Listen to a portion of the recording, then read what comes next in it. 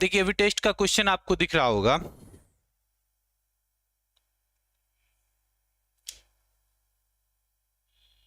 Okay, सभी को मेरा डिस्प्ले दिख रहा है? यही था क्वेश्चन नंबर 1, यही था आप लोग को।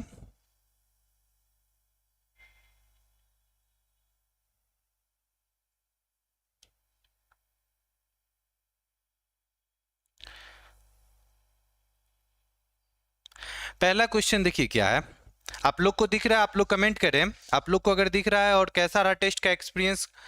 हाँ, शिवानी कुमारी अच्छा रहा सर। निशु कुमारी yes sir, yes sir. Abhishek Kumar sir क्या पूरा सिलेबस यूट्यूब पर कंप्लीट कीजिएगा? जी बिल्कुल कर देंगे। बस आप लोग ने बताया था कि सर 200 स्लाइव होंगे, 200 स्लाइव जरूर आ जाइएगा। चलिए पहला क्वेश्चन था what is the definition of entrepreneurship, right. पहला क्वेश्चन देखिए, इसके 4 ऑप्शन है। The process of selling products online, the act of starting and managing a business, working as an employee in a large corporation, the process of investing in stocks and bonds। चलिए चारों option को समझते हैं, तभी जाके clear cut आपको समझ में आएगा। और देखिए 83% आंसर्ड करेक्टली मिला है। आप लोग ने काफी अच्छा बनाया पहला क्वेश्चन को। तो what is the define of entrepreneurship? Entrepreneurship क्या होगा? तो पहले ही कहे थे starting on business and running होती है। ओके, तो इसमें पहला ऑप्शन क्या होगा? The act of starting and managing a business, क्योंकि दूसरा the process of selling product online, ये एंटरप्रेन्योरशिप नहीं हो सकता है। Working as an employ in a large corporation, large corporation में आप काम कर रहे हैं, ये भी आपका एंटरप्रेन्योरशिप नहीं होगा। और the process of investing in stocks and bond, आप पैसा इन्वेस्ट कर रहे हैं, ये भी आपका एंटरप्रेन्योरशिप नहीं। जूम कर दीजिए आप लोग, सभी लोग फोन को लैंडस्केप मोड में डाल लीजिए, और बाकी हम जूम थोड़ा सा कर दे रहे हैं। देखिए जूम हो गया है सभी को।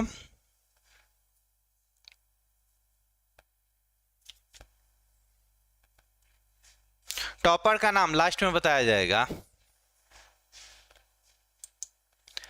नेक्स्ट सेकंड क्वेश्चन है, विच of the following is a की कैरेक्टरिस्टिक्स ऑफ सक्सेसफुल एंटरप्रेन्योर्स।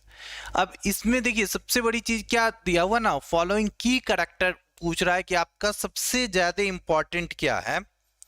तो पहला है फियर ऑफ फेल्योर। ये तो एंटरप्रेन्योर के जिहन में ही नहीं होना चाहिए कि वो उसको फियर हो, उसको डर हो फेल्योरेशन से, क्योंकि आप जब तक असफल नहीं होते हैं सफलता का मजा नहीं आता है। तो असफल होने से भी हम लोग को सीख मिलती है कि सफल कैसे हो। सर क्वेश्चन का पीडीएफ मिलेगा क्या? नहीं, बिल्कुल नहीं मिलेगा क्वेश्चन का पीडीएफ आप लोगों को।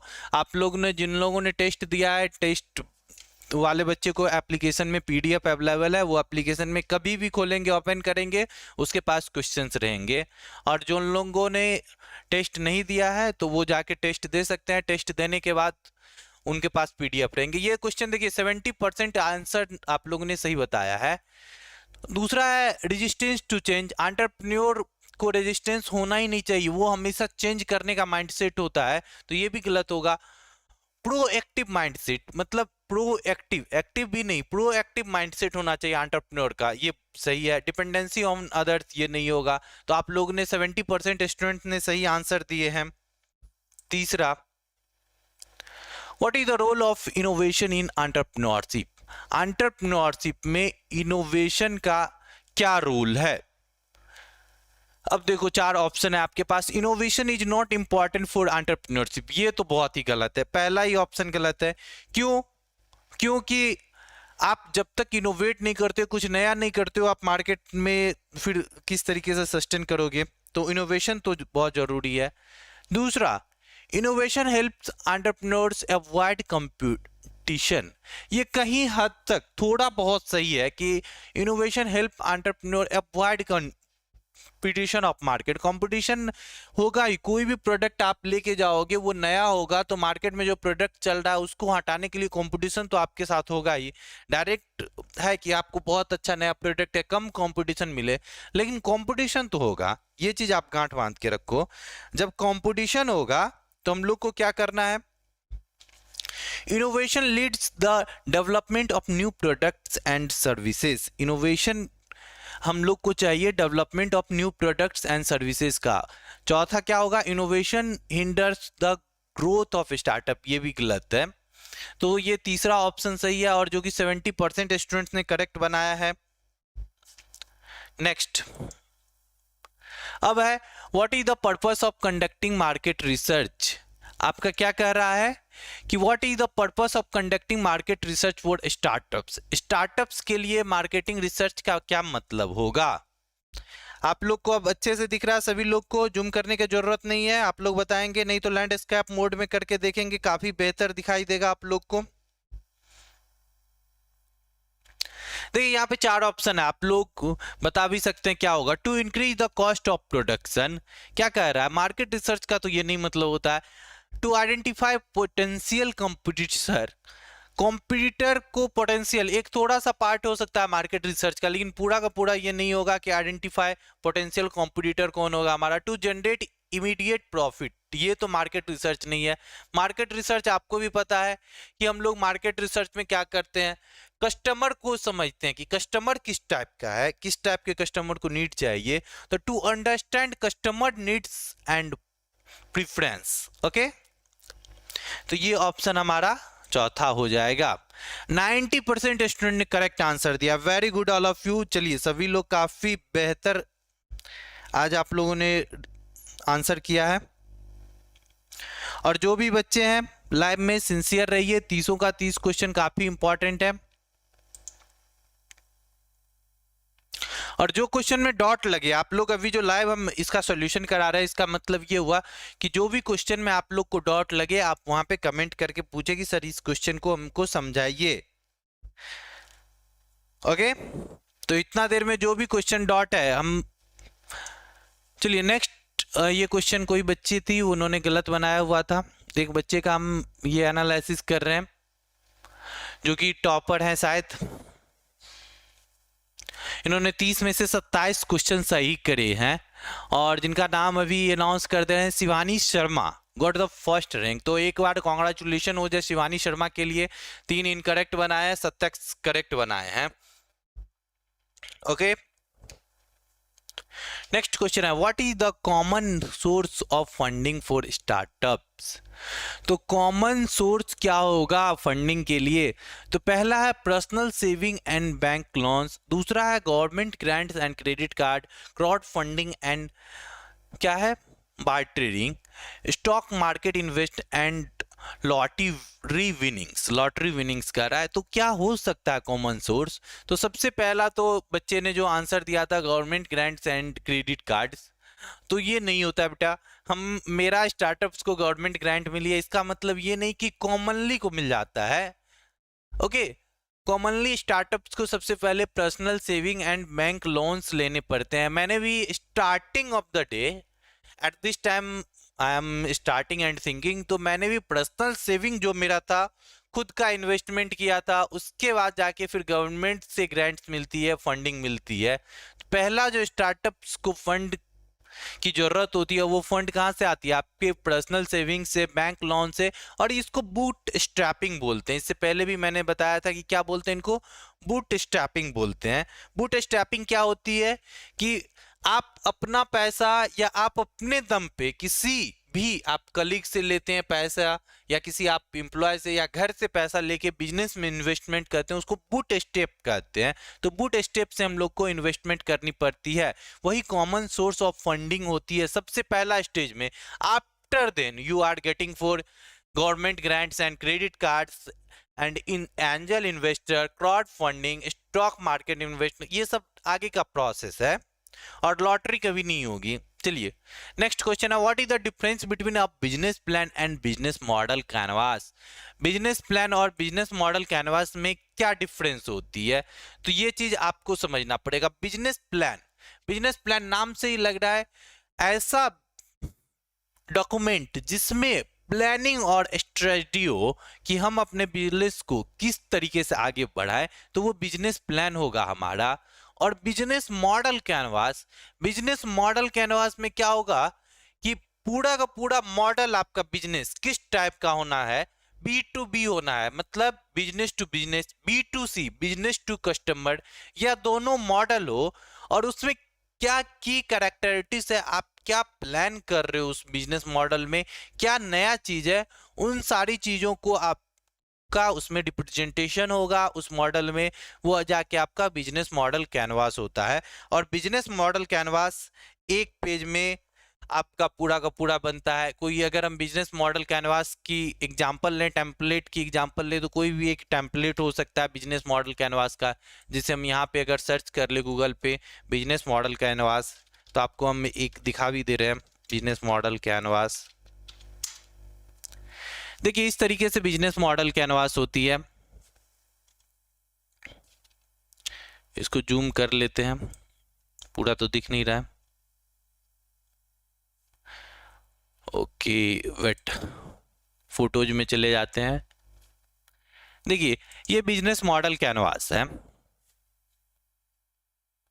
अब ज्यादा अच्छे से दिखेगा। देखिए द बिजनेस मॉडल कैनवास में क्या क्या है, की पार्टनर्स, की activities, value proposition, customer relationship, customer segment, channels, की रिसोर्सेज, रेवेन्यू स्ट्रीम्स क्या है, कॉस्ट स्ट्रक्चर क्या है।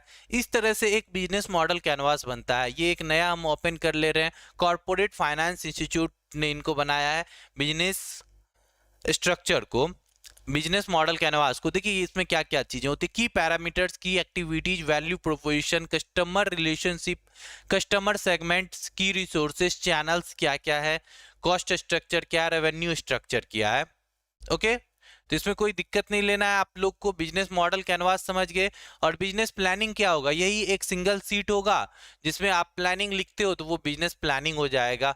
तो business plan and business model canvas में डिफरेंस क्या है, तो they serve the same purpose and are interchangeable, नहीं एक दूसरे के इंटरचेंजेबल नहीं होंगे और सेम पर्पस पे यूज नहीं होगा। A business plan is visual while a business model canvas is textual, ये भी गलत है, दोनों विजुअल हो सकते हैं, दोनों टेक्सटुअल हो सकते हैं। A business plan focus on strategy, okay very good, and while business model canvas emphasizes the business model component, ये सही लग रहा है।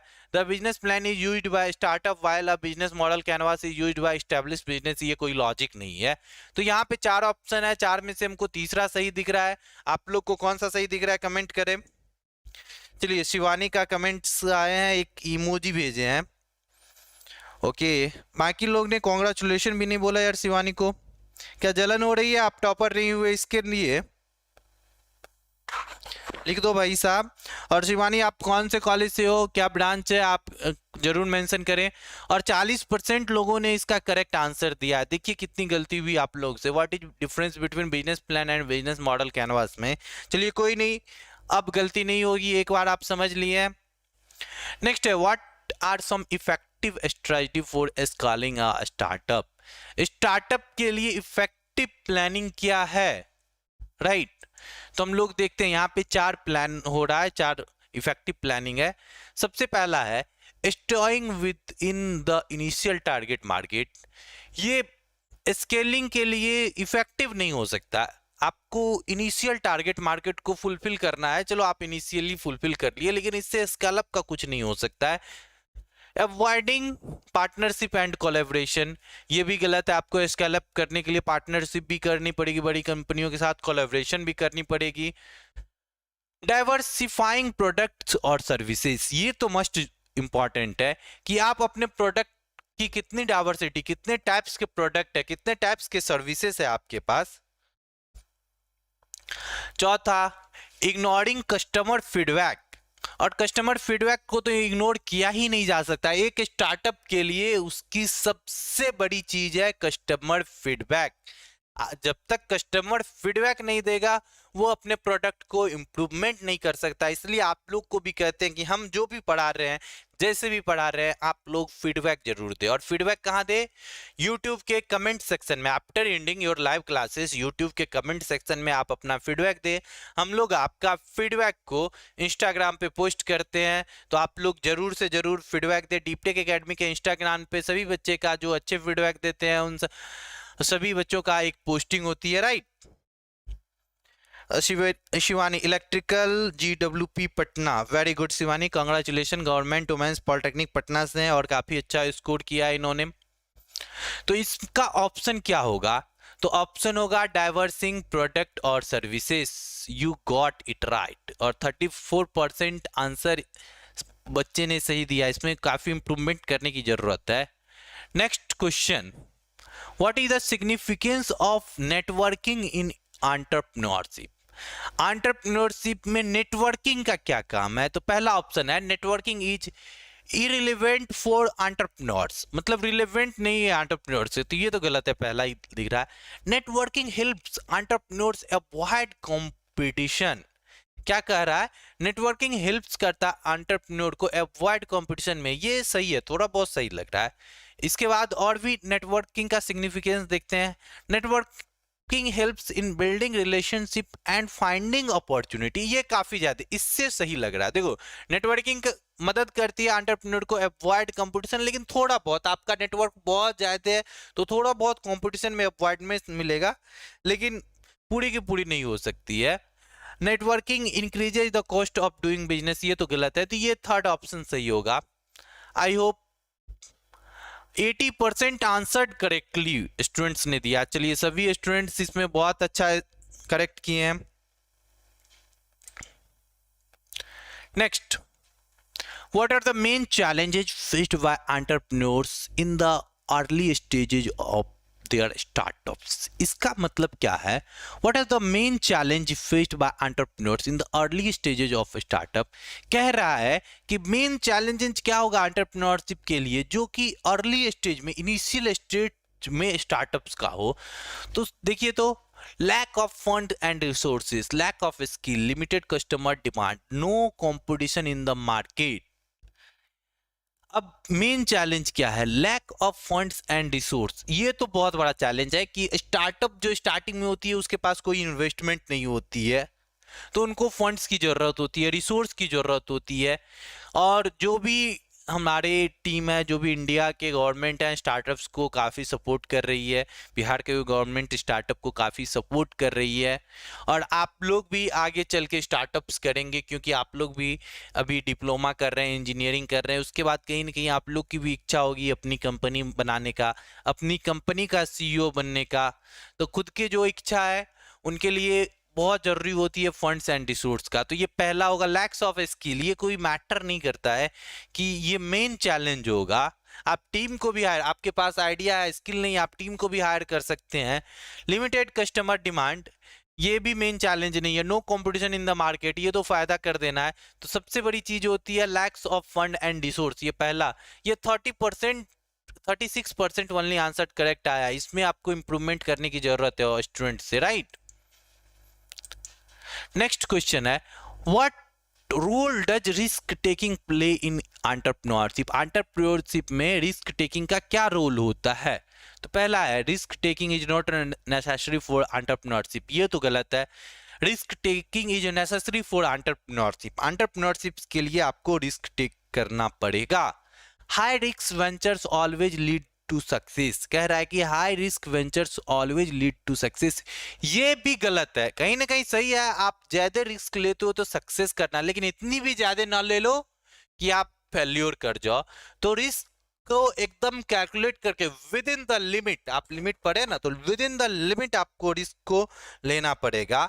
ओके, तीसरा, calculated risk can lead to innovation and growth, तो ये सही लग रहा है। Risk taking leads to financially stability, ये भी कहीं ना कहीं थोड़ा बहुत सही है। Risk taking leads financially stability के अनुसार तो लेना चाहिए, लेकिन कभी भी रिस्क लेंगे तो वो कैलकुलेटेड रिस्क होना चाहिए। तो कैलकुलेटेड रिस्क बहुत जरूरी है एंटरप्रेन्योरशिप में, और 60% स्टूडेंट्स ने सही आंसर दिए हैं, very good. Aman Kumar congratulation Shivani. बाकी बच्चे को कितना नंबर आया है थोड़ा सा कमेंट करेंगे। नीशू कुमारी, अमन कुमार, रोशन राज, राजू प्रजापति, यहाँ पे सभी लोग बैठे हुए हैं। रोशन राज, शिवानी का तो हम देख रहे हैं कि 120 में कितने नंबर्स आए हैं, 108 नंबर्स फाइंड आउट किए हैं उन्होंने, 27 क्वेश्चंस करेक्ट किए हैं, very good Shivani.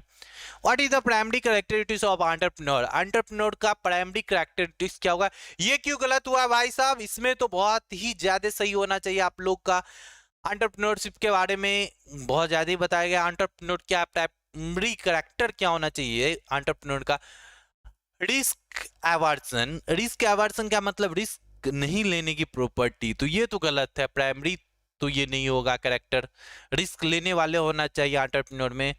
Stability seeking मतलब स्टेबिलिटी को देखने वाला आदमी होना चाहिए कि स्टेबिलिटी पे फोकस्ड करता हो, ये भी एंटरप्रेन्योर में नहीं होना चाहिए। वो ज़्यादा से ज़्यादा ग्रोथ करे, रिस्क लेने की कैपेबिलिटी होनी चाहिए। तीसरा है कॉन्फॉर्मिटी। कॉन्फॉर्मिटी तो नहीं होना चाहिए। कंफर्ट जोन में अगर आके बिजनेस करते हो तो भाई एंटरप्रेन्योर नहीं हो सकते हो आप एक पौराणिक बिजनेस मॉडल को आप चलाओगे, एक दुकानदार हो सकते हो, शॉपकीपर हो सकते हो, एक एंटरप्रेन्योर नहीं हो सकते हो। तो कंफर्मिटी से निकलना पड़ेगा। प्रोएक्टिवनेस आपके अंदर होनी ही चाहिए। आप अगर एंटरप्रेन्योरशिप है तो आपको प्रोएक्टिवेशन होनी ही चाहिए। निशु कुमारी 68, अमन कुमार 36। चलिए तो सही है अमन, आपका इम्प्रूवमेंट की ज़रूरत है बहुत ज़्यादा ही। और नेक्स्ट टेस्ट में आप लोग का जो होगा तो आप लोग से उम्मीद करेंगे काफ़ी ज़्यादा ही आप लोग का इम्प्रूवमेंट हो। नेक्स्ट है विच of the following is an example of N intrinsic motivation of entrepreneurs. ये ओनली 59% सही है, इसको तो 100% होना चाहिए। हमने मोटिवेशन पढ़ाया था, मोटिवेशन में इंट्रिंसिक और एक्सट्रिंसिक मोटिवेशन पढ़ाया हुआ था। तो ये क्या कर रहा है? विच of the following is an example of N intrinsic motivation for entrepreneurs. Intrinsic मतलब खुद के लिए, तो खुद के लिए एंटरप्रेन्योर। फाइनेंशियल रिवार्ड तो खुद के लिए, तो एक्सटर्नल हो गया। जॉब सिक्योरिटी ये एक्सटर्नल हो गया। जॉब टाइटल ये भी एक्सटर्नल हो गया। डिजायर फॉर इंडिपेंडेंस ये आपकी खुद की इच्छा है कि हम इंडिपेंडेंस रहे, उसके लिए आपको मेहनत करते हैं, वो आपकी इंट्रिंसिक मोटिवेशन होती है। Next, what is the key difference between a startups and a established company? क्या डिफरेंस है स्टार्टअप्स एंड एस्टैब्लिश्ड कंपनी में? तो सबसे पहला देखो, startup companies are typically larger than the established company. ये बहुत ही गलत है। जो एस्टैब्लिश्ड कंपनी होगी, हो सकता है स्टार्टअप्स लार्जर हो, बहुत ज़्यादा फंड्स के साथ आया हो, और हो सकता है छोटा भी हो। तो ये कोई कॉमनली कहने की बात नहीं है। एक एग्जाम्पल के साथ समझते हैं। कोई भी बड़ी कंपनी आती है जो कि स्टार्टअप्स हो तो वो बहुत बड़ी होती है, जैसे पेटीएम हो गई। पेटीएम भी एक स्टार्टअप है। और छोटे छोटे स्टार्टअप्स की बात करते हैं, जैसे हम जैसी कंपनी के पास बहुत ज़्यादा फंड लेके नहीं आए हैं मार्केट में, एक छोटा लिमिटेड रिसोर्स लेके आए, और आप लोग का सपोर्ट की ज़रूरत है हमारे स्टार्टअप्स को, राइट? तो यहाँ पे ये पॉइंट तो वैलिड नहीं हो रहा है। और हम एग्जांपल दे के भी बता रहे हैं। देखो, एक कंपेयर हमारी छोटी सी company DeepTech technology private limited हमारी कंपनी है, और दूसरी कोई भी पेटीएम का हम एग्जांपल लिए, तो पेटीएम बहुत ज़्यादा ही फंड लेके मार्केट में आई, और दूसरा हम लोग बहुत कम फंड लेके आए। तो established companies focus on innovation while startup focus on stability. ये अपोजिट लिखा है। एस्टैब्लिश्ड कंपनी हमेशा स्टेबिलिटी चाहेगी, और जबकि जो कंपनी स्टार्टअप्स होगी वो इनोवेशन चाहेगी। Startups aim to disrupt existing market while established company aim to maintain market share. ये कहीं ना कहीं से अच्छा लग रहा है। स्टार्टअप एम टू डिस्क्रप्ट मतलब डिस्क्रप्ट कर देना, मार्केट को ना तहस नहस करना कहते हैं एग्जिस्टिंग मार्केट। क्यों तहस नहस करना भैया? जब तक आप तहस नहस नहीं करोगे आप ग्रोथ नहीं कर सकते। और कोई भी चीज़ है, देखो जोमेटो आया एकदम से फ्री फूड डिलीवरी, किसी को फ्री, किसी को 30 रुपये में, किसी को 50 में। पहले जो एग्जिस्टिंग मार्केट था उसको तहस नहस लोगों को ऑफर दिया, तब जाके लोगों ने उसका चीज़ों को समझा। तो स्टार्टअप्स हमेशा यही काम करती है। चलो भाई तुम देखो, सीखो, पढ़ो, कोई दिक्कत नहीं है। हम भी स्टार्टअप्स, हम भी यूट्यूब पे फ्री दे रहे हैं, चलो सीखो पढ़ो, बाद में हम मेंटेन करेंगे अपना मार्केट शेयर को, हमारा क्या मार्केट शेयर होगा। तो स्टार्टअप्स हमेशा यही काम करती है कि मार्केट को सबसे पहले तहस नहस करती है। कोई भी मार्केट हो जिसमें पोटेंशियल मार्केट हो, एकदम से उसको तहस नहस कर देगी। चाहे अच्छा टीचर लाके हो, सभी अच्छे टीचर को लाके रख दे, अच्छे कंटेंट प्रोवाइड करे, फ्री में रेट को कम कर दे, मतलब जो एग्जिस्टिंग मार्केट हो उसके डिमांड्स को ऊपर नीचे कर दे। Startup companies have a well defined organisation structure. ये नहीं होती है स्टार्टअप कंपनी के पास। स्टार्टअप में हो सकता है 10 ही मेंबर हो, तो वेल डिफाइंड ऑर्गेनाइजेशन स्ट्रक्चर नहीं होती है, right? Next, which of the following is not a common characteristics of a successful entrepreneur. कह रहा है कि सक्सेसफुल एंटरप्रेन्योर का एक कॉमन कैरेक्टरिस्टिक्स नहीं हो सकता है। इसमें क्या कर रहा है, परसिस्टेंस। परसिस्टेंस क्या होती है, क्या है, risk taking propensity, reliance on other decision making. पहला कह रहा है प्रीसिस्टेंस, मतलब ये एक कैरेक्टरिस्टिक्स होता है। कह रहा नोट, प्रीसिस्टेंस का मतलब क्या हुआ, आप हिंदी में समझो इसको, कि आप किसी भी काम को लगन मेहनत से करते हो।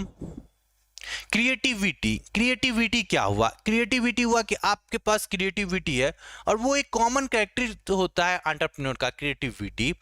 Risk taking propensity, risk taking करने का आपके पास एबिलिटी, ये प्रोपेंसिटी का मतलब होता है ना, एबिलिटी होनी चाहिए, रिस्क टेकिंग एबिलिटी। तो रिस्क टेकिंग एबिलिटी आपके अंदर होनी चाहिए। ये तीनों कैरेक्टरिस्टिक्स है, लेकिन not a common characteristic. Reliance on other decision making, Reliance का मतलब होता है ना भरोसा करना। रिलायंस जो कंपनी है उसका हिंदी मतलब होता है भरोसा करना, फेथ करना। तो आप दूसरे के डिसीजन मेकिंग पे भरोसा करते हो, ये एक एंटरप्रेन्योर का तो कैरेक्टर नहीं होगा। तो I hope fourth option is red, you got it right, very good. और 66% आंसर करेक्ट आए हैं। Okay, very good. नेक्स्ट है, what does SWOT stands for in the context of business strategy. Business strategy के लिए SWOT क्या होती है? तो SWOT होती है ना, पहला ऑप्शन होगा S for strength, W for weakness, O for opportunity and T for threats. ये SWOT थ्योरी होती है बिजनेस स्ट्रेटजी, बिजनेस प्लानिंग के लिए, जिसको हम लोग आगे भी पढ़ेंगे। Okay,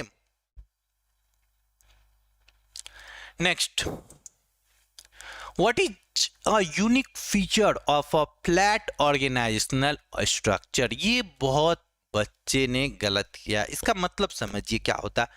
flat organisational structure, organisational structure क्या होना चाहिए, फ्लैट। फ्लैट मतलब कोई ज्यादा लेयर ना हो, एकदम सीधा ऑर्गेनाइजेशनल स्ट्रक्चर हो, मतलब बहुत छोटी कंपनी हो। बड़ी कंपनियां में क्या होते हैं, पिरामिडल ऑर्गेनाइजेशनल स्ट्रक्चर होते हैं। सबसे ऊपर क्या होते हैं, शेयर होल्डर्स होते हैं, उसके बाद कोड मेंबर्स होते हैं, कोड मेंबर्स के बाद CEO होते हैं, CEO के बाद मैनेजर्स होते हैं, मैनेजर्स के बाद क्या होते हैं, टीम लीडर्स होते हैं, टीम लीडर्स के पास एम्प्लॉय होते हैं। लेकिन जो फ्लैट ऑर्गेनाइजेशनल स्ट्रक्चर होता है उसमें फ्यूअर मैनेजमेंट लेयर होते हैं, बहुत कम लेयर होते हैं जिसमें। तो ये चौथा ऑप्शन सही होगा, बाकी सारे गलत होंगे। और 11% आंसर करेक्टली दिया है इन्होंने। योर फर्स्ट अटेम्प्ट, बच्चे ने, इस बच्चे ने भी गलत बताया था। फॉर्मलाइज्ड क्या, प्रोसीड्यूर एंड पॉलिसीज। क्या कर रहा है, फॉर्मलाइज प्रोसीड्यूर होना चाहिए। प्रोसीड्यूर क्या होता है, फॉर्मल प्रोसीड्यूर कब होगा, जब बड़ी कंपनी होगी, पॉलिसी होगा उसका फॉर्मल प्रोसीड्यूर। ये क्या है, hierarchy communication channel, hierarchical communication channel नहीं होगा, क्योंकि हायरार्किकल कम्युनिकेशन चैनल एक बड़ी कंपनी में ही हो सकती है। सेंट्रलाइज्ड डिसीजन मेकिंग, ये भी एक बड़ी कंपनी में हो सकती है, फ्लैट ऑर्गेनाइजेशनल स्ट्रक्चर में नहीं होगी। तो छोटी कंपनियां, वहाँ पे फ्यूअर मैनेजमेंट लेयर्स होते हैं, जैसे कि हमारी छोटी कंपनियां हैं तो हमारे पास भी फ्यूअर मैनेजमेंट लेयर्स हैं। जैसे बहुत सारा मैनेजमेंट में हमारी कोर टीम है, कोर टीम ही लेती है, अभी कोई ज़्यादा एम्प्लॉय नहीं है, 2-4 एम्प्लॉय हैं, और मैनेजर्स तो कोई है ही नहीं, सारे के सारे कोर मेंबर्स हैं, राइट। तो यही होती है फ्लैट ऑर्गेनाइजेशनल स्ट्रक्चर में। Next, which of the following statement best describe the role of manager in an organisation. Organisation में रोल ऑफ मैनेजर क्या होगा, तो पहला, manager are primary responsibility for strategic decision making, ये तो नहीं होगा। प्राइमरी रिस्पॉन्सिबल एंटरप्रेन्योर्स होते हैं, मैनेजर्स नहीं होते हैं। सेकेंडरी रिस्पॉन्सिबल होगी, यहाँ पे सेकेंडरी होगा तो सेकेंडरी रिस्पॉन्सिबल मैनेजर्स होंगे, नॉट अ प्राइमरी होंगे। Managers have a higher tolerate for risk compare to entrepreneurs, ये तो गलत है। एंटरप्रेन्योर्स के बाद हायर रिस्क टॉलरेंस होती है, मैनेजर्स के पास नहीं होती है। Manager focus on creating and launching new ventures, ये एंटरप्रेन्योर्स करती है। Managers coordinate and oversee the work of employees, ये मैनेजर काम करती है कि मैनेजर कोऑर्डिनेट करती है और काम को आसान करती है एम्प्लॉय के लिए। Oversee the work of employ, employ को काम को देखरेख करती रहती है, राइट। ये 53% आंसर करेक्ट दिए बच्चों ने, very good students. Which terms refer to ability to identify and exploit business opportunity. कह रहा है कि इसमें कौन सा टर्म है जो आपकी एबिलिटी टू आइडेंटिफाई मतलब ऑफ एक्सप्लोट बिजनेस अपॉर्चुनिटी, जो एक्सप्लोट करते हैं हम लोग, एक्सप्लोट मतलब बिजनेस अपॉर्चुनिटी को बढ़ाना है, कौन सा यहाँ पे एबिलिटी। तो लीडरशिप होनी चाहिए मानते हैं, क्रिएटिविटी भी मानते हैं, रिसोर्स एलोकेशन भी मानते हैं, और एंटरप्रेन्योर माइंडसेट, एंटरप्रेन्योर नहीं, ये एंटरप्रेन्योर नहीं है, एंटरप्रेन्योर अल लास्ट में ए एल लगा हुआ है, एंटरप्रेन्योर माइंडसेट होगा। तो चारों में से कौन सा टर्म सबसे ज्यादा बिजनेस अपॉर्चुनिटी को दिखेगा। लीडरशिप ये बिजनेस अपॉर्चुनिटी को, क्रिएटिविटी, रिसोर्स एलोकेशन, ये सब जरूरी चीज है, लेकिन अपॉर्चुनिटी में हमको एंटरप्रेन्योर माइंडसेट चाहिए। आपका जब तक एंटरप्रेन्योर माइंडसेट नहीं होगा ना आपके पास, तब तक बिजनेस अपॉर्चुनिटी को आप नहीं बढ़ा सकते हैं। तो इसके लिए एंटरप्रेन्योर माइंडसेट होना जरूरी है। तो इसका चौथा आंसर होना चाहिए हमारे अनुसार से entrepreneurial mindset. Okay, you got it right, very good. 48% students ने जवाब सही दिया है एंटरप्रेन्योरल माइंडसेट के लिए। नेक्स्ट है, what is a potential drawback of a functional organisation और स्ट्रक्चर। कह रहा है कि कोई एक बिजनेस स्ट्रक्चर है, वो फंक्शनल है, चल रही है, अब पोटेंशियल ड्रॉबैक क्या हो सकता है। ड्रॉबैक में भी क्या पोटेंशियल ड्रॉबैक क्या हो सकती है। तो पहला है रिड्यूस्ड स्पेशलाइजेशन, ये एक ड्रॉबैक हो सकती है। स्लोअर डिसीजन मेकिंग प्रोसेस, ये भी एक ड्रॉबैक हो सकती है। Lack of coordination among department, ये भी एक ड्रॉबैक हो सकती है। इंक्रीज्ड ब्यूरोक्रेसी, ये भी एक ड्रॉबैक हो सकती है। लेकिन पोटेंशियल ड्रॉबैक क्या होगा चारों में से, देखो तो ये इंक्रीज्ड ब्यूरोक्रेसी, ब्यूरोक्रेसी क्या होती है ना कि अफसरशाही, मतलब ज्यादा बड़े पोस्ट पे लोग हैं और वो काम कम कर रहे हैं, ये एक ब्यूरोक्रेसी हो सकती है, वो ऑर्डर्स ज़्यादा देते हैं। तो ये ठीक है, ये एक बहुत बड़ा ड्रॉबैक नहीं है। Lack of coordination among department, सभी डिपार्टमेंट अलग अलग काम अपने से बहुत अच्छे कर रहे हैं, लेकिन एक दूसरे के प्रति कम कोऑर्डिनेशन है, ये भी चलेगा। स्लोअर डिसीजन मेकिंग प्रोसेस, ये तो नहीं चलेगा भाई। डिसीजन मेकिंग प्रोसेस, जब आप एक फंक्शनल ऑर्गेनाइजेशन स्ट्रक्चर हो तो आपको डिसीजन क्विक लेना पड़ेगा और सटीक लेना पड़ेगा। तो ये कहीं ना कहीं हमको पोटेंशियल ड्रॉबैक लग रहा है। रिड्यूस्ड स्पेशलाइजेशन, स्पेशलाइजेशन कमी हो, एक हो दो हो कोई दिक्कत नहीं है, इससे कोई बड़ी भारी प्रॉब्लम नहीं है। एक ही प्रोडक्ट चलाती है, अपना स्पेशलाइजेशन उसी प्रोडक्ट में है, तो वही एक वेरी गुड होगा। तो slower decision making process, you got it right. 35% only correct answers बच्चों ने दिया है। तो बच्चों आप लोग को इंप्रूवमेंट की जरूरत है। चलिए अब कमेंट्स ले लेते हैं, क्या कमेंट्स आए हैं। बहुत देर से मैंने कमेंट नहीं ले रहा था। ओके, बहुत सारे बच्चों ने कमेंट्स किया हुआ है, नहीं किया हुआ है। तो आप लोग कमेंट्स क्यों नहीं करते हैं। आपको जो क्वेश्चन समझ में नहीं आ रहा है, रिपीट करना है, सर इस क्वेश्चन को रिपीट करो, इसको और अच्छे से समझाओ। मेरे साथ होता क्या ना, यहाँ पे क्या देखो ऑनलाइन पढ़ा रहे हैं, मेरे को लग रहा है कि सारा कुछ आप समझ रहे हो, दैट मीन्स आप कोई कमेंट्स नहीं कर रहे हो। आप जब तक कमेंट नहीं करोगे तब तक लाइव पढ़ने का मजा ही नहीं है। लाइव इसलिए पढ़ाते हैं कि आप कमेंट करो। आपको क्या दिक्कत है, समझ में आ रहा पूछे तो यस सर। यहां तक किसी को कोई डाउट है, हाँ या ना, ये भी जवाब दे। तो टोटल 19 क्वेश्चन हमने कर लिया। 20 क्वेश्चन तक में अगर कोई डाउट हो तो आप हमें पूछें। Which of the following best describes the role of entrepreneur in an organisation. Organisation में एंटरप्रेन्योर्स का क्या रोल है। तो entrepreneurs are primary responsible for managing day to day operation. तो ये मैनेजर का काम होता है, not entrepreneur. Entrepreneur focus on an optimising existing process and procedures, ये भी काम नहीं है। Entrepreneurs focus optimising existing process पे तो काम नहीं, वो तो मैनेजर करेगा।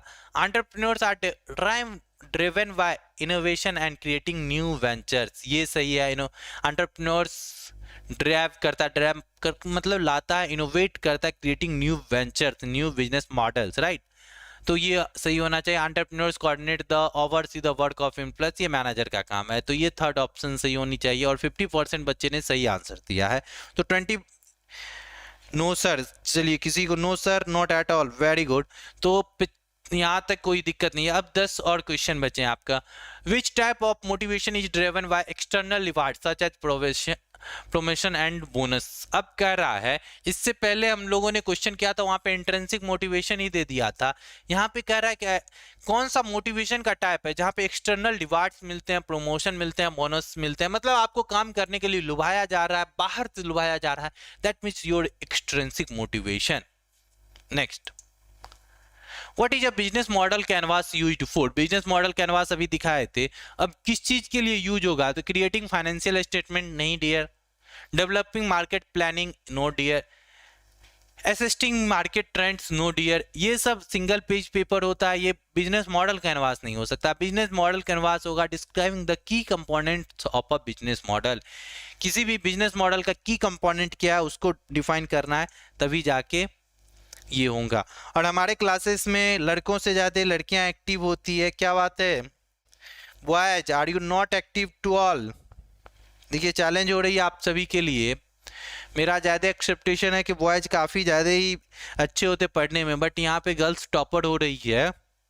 नेक्स्ट टाइम से ऐसा नहीं होना चाहिए। सभी लड़कों के लिए है कि पढ़ाई करो, अच्छे से टेस्ट दो। Which term refers to a person who invest money in a startup and exchange for ownership equity. तो ये एंजल इन्वेस्टर करते हैं। एंजल इन्वेस्टर के बारे में क्लास में अगर होंगे तो थोड़ा बहुत बताए होंगे कि वो स्टार्टअप्स में फंडिंग करती है, इसके बदले क्या करती है, सम इक्विटी ऑनरशिप, मतलब वो गेन करती है, तो वो एंजल इन्वेस्टर होगा। वेंचर कैपिटलिस्ट, बैंकर्स, सप्लायर्स, ये सारे एंजल इन्वेस्टिंग के बाद, स्टार्टअप के बाद ये सारे आते हैं। वेंचर कैपिटलिस्ट आते हैं, बैंकर, सप्लायर, ये सब बात की चीज़ है। लेकिन सबसे पहले इन्वेस्टिंग मनी की बात आता है स्टार्टअप में, तो वो एंजल इन्वेस्टर करते हैं। और बहुत सारे बच्चे ने सही दिया है, 66% बच्चे ने राइट आंसर दिया है। Which factor is consider to the most critical for entrepreneurial success. मतलब एंटरप्रेन्योरियल सक्सेस में कौन सा फैक्टर कंसीडर किया जाता है? लक? तो ये तो गलत है भाई, लक से कुछ नहीं होगा। कैपिटल इन्वेस्टमेंट, कैपिटल कितने भी इन्वेस्टमेंट कर दो, ये सक्सेस कर लो कि ये कोई जरूरी नहीं है। बिजनेस एक्सपीरियंस आपके पास है फिर भी आप सक्सेस करोगे, कोई जरूरी नहीं है। डिटर्मिनेंट एंड प्रीसिस्टेंस कहते हैं इसको, ये जरूरी है। डिटर्मिनेशन होना चाहिए आपका पास, प्रिसिस्टेंस होना चाहिए कि आप कंसिस्टेंस, इसका मतलब होता है प्रिसिस्टेंस, हर जगह लिखा हुआ है, परसिस्टेंस लिखा हुआ है। डिटर्मिनेंट एंड परसिस्टेंस, परसिस्टेंस होना जरूरी है, इसको कंसिस्टेंस कहते हैं। आप कंसिस्टेंसी हमेशा बरकरार करते हैं। 50% बच्चे ने सही आंसर दिया, very good. Which of the following is advantage of hierarchical organisation structure. इसको क्या पढ़ते हैं? Hierarchical organisation structure. Hierarchical organisation structure में क्या होगा ना कि बहुत अच्छे से हायरार्की पाया जाए तो टीम डिफाइन है। ओके, तो देखते हैं हायरार्किकल बिजनेस स्ट्रक्चर क्या है। फ्लेक्सिबल डिसीजन मेकिंग प्रोसेस, ये हो सकती है। Rapid resource to market change, ये तो नहीं होगा। Clear lines and authority and responsibility, ये हो सकती है। इनकरेजमेंट ऑफ एम्प्लॉय क्रिएटिविटी, ये नहीं हो सकती है। हायरार्किकल ऑर्गेनाइजेशन स्ट्रक्चर का मतलब होता है काम स्मूथली चलेगा, क्योंकि बहुत सारे हायरार्की मैनेजर का अपना काम है, सीनियर मैनेजर का अपना काम है, ऊपर से जोनल मैनेजर है उसका काम है। तो ये चीजें, फ्लेक्सिबल डिसीजन मेकिंग प्रोसेस, ये तो टीम का काम होता है। हमारे अनुसार से clear lines of authority and responsibility होनी चाहिए कि सभी के पास अपनी अथॉरिटी एंड रिस्पॉन्सिबिलिटी है समझने के लिए। हर एक हायरार्की में मैनेजर को, आपको मैनेजर का रिस्पॉन्सिबिलिटी पता है, उसकी अथॉरिटी क्या है, ये होनी चाहिए। Okay, correct answer. 31% answer correct दिए हैं स्टूडेंट्स ने। Next, what is the main purpose of a mission statement in a business. Business में मेन पर्पस क्या है? Attracting investors, outlining financial goals, describing the company purpose and value, identifying target market statement. What is the main purpose of a mission statement in a business. अब देखो सब कुछ सही है, लेकिन मेन क्या होगा? इन्वेस्टर को भी अट्रैक्ट करना आपके बिजनेस पर्पस में एक स्टेटमेंट है। Outlining financial goals, financial goal को भी आउटलाइन करना है। Describe the company purpose and describing the company का पर्पस जो है वैल्यूज करना है। आइडेंटिफाइंग टारगेट मार्केट सेगमेंट, ये भी आपका मिशन है। लेकिन अब मेन पर्पस किस चीज के लिए, बिजनेस के लिए क्या हो सकती है, तो बिजनेस के लिए सबसे मेन हो सकते हैं describing the company purpose and values, कि आपका बिजनेस कंपनी का पर्पस क्या और वैल्यूज क्या है, ये मेन पर्पस होना चाहिए, मिशन होना चाहिए आपके लिए, और ये सही आंसर है। इन्वेस्टर अट्रैक्ट हो, सही बात है, ये सब भी सही है, लेकिन मेन पर्पस नहीं है हमारा। मेन पर्पस है कि कंपनी को अच्छे बेहतर वैल्यूज प्रोवाइड करे। Government polytechnic Vaishali, emoji send कर रहे हैं लड़कों के लिए, कोई दिक्कत नहीं है, लड़के बहादुर होते हैं, आज नहीं तो कल अपनी बाजी मारेंगे, नेक्स्ट टेस्ट में लड़के भी बहुत अच्छा करने वाले हैं। Right, which of the following is a characteristics of innovate culture. और आप लोग सब लाइव छोड़ के जा रहे हैं, टॉप 10 का अनाउंसमेंट होने वाला है, तो wait for this. Which of the following is a characteristics of innovative culture. Innovative culture के लिए क्या कैरेक्टरिस्टिक्स हो सकती है, resistance to change, risk averse decision making, encouragement of diverse perspectives, और क्या है, emphasis of conformity and stability. तो आपको कह रहा है कि कौन सा कैरेक्टर है जो इनोवेट कल्चर करता है, तो रेजिस्टेंस टू चेंज ये तो इनोवेट नहीं हो सकता, रिस्क एवर्स ये भी गलत है, इनकरेजमेंट ऑफ डाइवर्स परसेप्टिव्स, और क्या है, एम्फेसिस ऑन कंफर्टेबल एंड ये भी गलत है, तो ये इनकरेजमेंट होना चाहिए डाइवर्स परसेप्टिव्स को। Okay, that is the right answer. देखो, what is the primary goal of a business incubator. Business incubator क्या होता है ना, इंक्यूबेशन सेंटर्स होते हैं, इंक्यूबेशन सेंटर इंक्यूबेटर एक ही होती है। इंक्यूबेटर का काम क्या होता है ना, कि आपके बिजनेस के आइडिया को ग्रोथ करना, आपको नई आइडिया देना कि इसमें क्या सही हो सकता है, अच्छा हो सकता है, तो ये इंक्यूबेटर का मतलब एक तरीके से सपोर्टिंग का काम करता है बिजनेस इंक्यूबेटर। तो providing financial loans to startups ये गलत है, offering mentorship and support to early stage company ये भी गलत है, conducting market research for established company ये भी गलत है।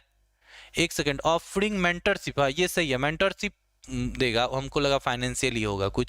ऑफरिंग मेंटरशिप एंड सपोर्ट करती है अर्ली स्टेज में कंपनी में, ये सही होगा। Regulating industry standards and regulation, ये रेगुलेशन कुछ भी नहीं करती है। इंक्यूबेटर आपको अर्ली स्टेज कंपनी को सपोर्ट करती है, राइट। जैसे IIT पटना अपना इंक्यूबेटर है, CIMP पटना इंक्यूबेटर है, इंक्यूबेशन सेंटर है, NIT पटना में भी इंक्यूबेशन सेंटर है। Next, which type of entrepreneurship focus on creating social or environment impact rather than the solely pursuing financial। अब ये कह रहा है कि कौन सा एंटरप्रेन्योरशिप होगा जो कि क्रिएटिंग सोशल इन्वायरमेंट के लिए होगा, तो वो सोशल एंटरप्रेन्योरशिप ही होगा। लास्ट क्वेश्चन आप लोग का है, लास्ट क्वेश्चन देखते हैं। What is the key difference between a manager and entrepreneur. Entrepreneur और मैनेजर में क्या की डिफरेंस हो सकता है, तो मैनेजर फोकस्ड और long term vision, entrepreneur focus short, ये गलत है। Manager are risk averse while entrepreneur are risk takers, ये सही है। Managers rely on other decision making while entrepreneurs making independent decision, ये भी सही लग रहा है। Managers work with established organization while entrepreneur create or manage new ventures, ये भी सही लग रहा है। तो what is the key difference, मतलब सबसे important क्या है, तो manager work in the established organization while entrepreneurs create the manage new ventures, ये हमको सबसे ज़्यादा सही लगा, ये भी सही है। Manager are risk averse, manager risk नहीं लगता जबकि एंटरप्रेन्योर रिस्क लेता है। Manager rely on other decision making, मतलब रिले का मतलब होता है विश्वास करता है, ये सही है। बाकी एंटरप्रेन्योर भी अपना खुद का, लेकिन manager work with in the established, ये ज़्यादा सही लग रहा है और ये सही भी है एक्चुअली में। तो टोटल सभी क्वेश्चन को हम लोग डिस्कस कर लिए जो भी हमारे टेस्ट सीरीज में आए हुए थे। अब समरी देखो, 30 क्वेश्चन 27 आपने सही किए थे। कंटिन्यू टू टेस्ट एनालिसिस पे आते हैं। आप लोग का टेस्ट एनालिसिस क्या है, आपने रैंक 1 प्राप्त किया है। सेक्शन ए स्कोर 120 में से एक अटैम्प्ट 30 का 30, एक्यूरेसी 90% है आपका, और आपने 16 मिनट 4 सेकंड लिया 20 मिनट में। और टॉप रैंकर्स जो हैं, top 10 rankers, Shivani Sharma, Prashant Kumar, dream boy, आगे क्या लिखा हुआ है और जो भी हो, निराला, यूट्यूबर सरोज, मिनहाज, यशराज, आशु, आदित्य, विक्रम मंडल, इन लोगों का रैंक 8 है लेकिन टॉप 10 में आते हैं। ये लोग टॉप रैंकर्स हैं, टॉप 10 में से भी बच्चे आए हैं।